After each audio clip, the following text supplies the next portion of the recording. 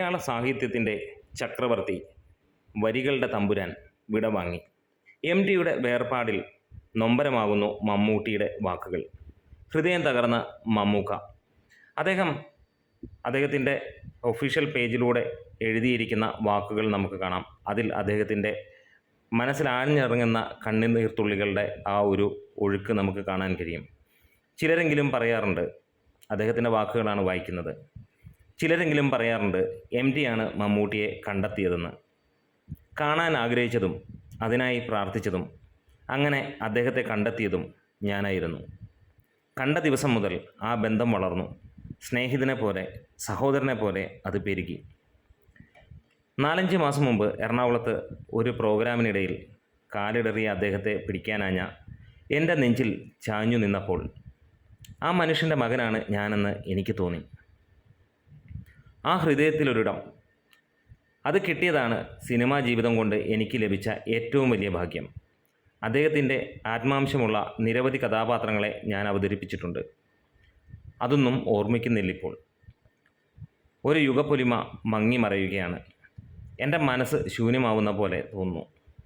ഞാൻ എൻ്റെ ഇരു കൈകളും മലർത്തി വയ്ക്കുന്നു. ഇതാണ് മമ്മൂക്ക കുറിച്ചിട്ട വരികൾ. നാളെ ടിയെ കാണാൻ, ടിയുടെ ഭൗതിക ശരീരം ദർശിക്കാൻ മമ്മൂട്ടി എത്തും. പലപ്പോഴും പ്രിയദർശൻ പോലും പറഞ്ഞിട്ടുണ്ട്, അന്ന് അസൂയ തോന്നിപ്പോയി മമ്മൂട്ടിയുടെ നെഞ്ചിലേക്ക് ടി വാസുദേവൻ നായർ ചാഞ്ഞപ്പോൾ മമ്മൂക്കയെ ഒന്ന് തൊടാൻ കഴിഞ്ഞെങ്കിൽ അത്രത്തോളം ആഗ്രഹിച്ചിരുന്നു എന്നുള്ളത്. അതെ, ഈ രണ്ട് വ്യക്തികളുടെ അടുപ്പം, അവരുടെ സ്നേഹബന്ധം ഒരച്ഛനും മകനും പോലെ, സഹോദരങ്ങൾ പോലെ, സുഹൃത്തുക്കൾ പോലെ ഉള്ളതായിരുന്നു നമുക്കെല്ലാവർക്കും അറിയാം. ഏവരും കൊതിച്ചിട്ടുണ്ട് ടിയും മമ്മൂട്ടിയും ചേർന്നിട്ടുള്ള ഒരു പടം കൂടെ വരണമെന്നുള്ളത്. നമ്മൾ ഒരുപാട് വട്ടം മമ്മൂക്കയ്ക്ക് വേണ്ടി തന്നെ ആ ഒരു വീഡിയോയും ചെയ്തിരുന്നു, മമ്മൂക്ക കാണാൻ വേണ്ടി. നമുക്കറിയാം ഈ ചാനലിലെ കാര്യങ്ങളും മമ്മൂക്ക കാണാറുണ്ട് എന്നുള്ളത്. മമ്മൂക്ക ഒരിക്കലെങ്കിലും ഇത്ര ഗംഭീര സിനിമകൾ ചെയ്യുമ്പോൾ നമുക്കാവശ്യം ടി, മമ്മൂട്ടി, ഹരിഹരൻ കൂട്ടുകെട്ടിൽ ഒരു സിനിമ തന്നെയായിരുന്നു.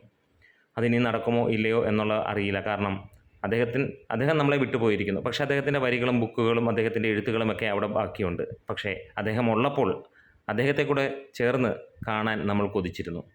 എന്താണേലും ഈ ഒരു വിയോഗം മലയാള സിനിമയ്ക്ക് മാത്രമല്ല, മലയാള സാഹിത്യത്തിനും നമ്മൾ ഓരോ വ്യക്തിക്കും നഷ്ടം തന്നെയാണ്. ഈ ഒരു നൂറ്റാണ്ടിൽ അദ്ദേഹം ജീവിച്ചിരുന്ന കാലത്ത് ജീവിച്ചതാണ് നമ്മളുടെയും വലിയ ഒരു സന്തോഷം, നമ്മുടെയും ഒരു സുഹൃതം.